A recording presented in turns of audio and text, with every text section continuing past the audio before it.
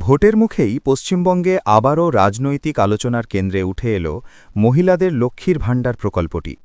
কামারহাটি পুরসভার ২৪ নম্বর ওয়ার্ডে লক্ষ্মীর ঘট বিলির অনুষ্ঠানে তৃণমূল কাউন্সিলর বিমল সাহা দাবি করেছেন যে বিজেপি ক্ষমতায় আসার পরেই প্রথমেই এই প্রকল্পটি বন্ধ করে দেওয়া হবে। তার কথায়, গরিব মহিলাদের জন্য লক্ষ্মীর ভাণ্ডারের এই টাকা অত্যন্ত গুরুত্বপূর্ণ, তাই সবাইকে আগাম সতর্ক করা হচ্ছে। বিমল সাহা আরও বলেন যে লক্ষ্মীর ঘট দেওয়ার উদ্দেশ্য হল টাকা জমিয়ে রাখা, যাতে পুজোর সময় সেই টাকা কাজে লাগতে পারে। তিনি অভিযোগ করেছেন যে বিরোধীরা ক্ষমতায় আসার পরে এই সুবিধে আর থাকবে না। বিজেপিকে নিশানা করে তিনি বলেছেন যে বিজেপি মানুষদের স্বার্থবিরোধী রাজনীতি করে। এই বক্তব্যের আবার পাল্টা তীব্র প্রতিক্রিয়া জানিয়েছে বঙ্গ বিজেপি। দলের নেতা জয় সাহা বলেছেন যে রাজ্য সরকারের হাতে প্রশাসন চালানোর মতো কোনো টাকা নেই, সরকারি কর্মীদের ডিএ বকেয়া আছে, কিন্তু লক্ষ্মীর ভাণ্ডার নিয়ে রাজনীতি করা আর থামছে না।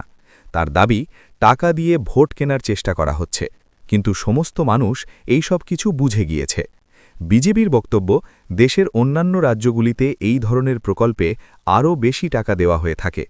প্রসঙ্গত, ২০২১ সালের বিধানসভা নির্বাচনে লক্ষ্মীর ভাণ্ডারের প্রকল্পটি বড় ভূমিকা নিয়েছিল।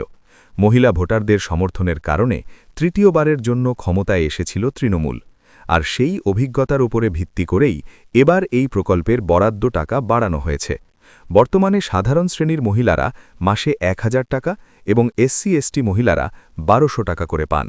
সাম্প্রতিক অন্তর্বর্তী রাজ্য বাজেটে ঘোষণা করা হয়েছে যে এই টাকা বেড়ে হবে যথাক্রমে ১৫০০ টাকা এবং ১৭০০ টাকা, অর্থাৎ যারা ১,০০০ টাকা করে পেতেন তারা পাবেন ১৫০০ টাকা, আর যারা ১২০০ টাকা করে পেতেন তারা পাবেন ১৭০০ টাকা করে।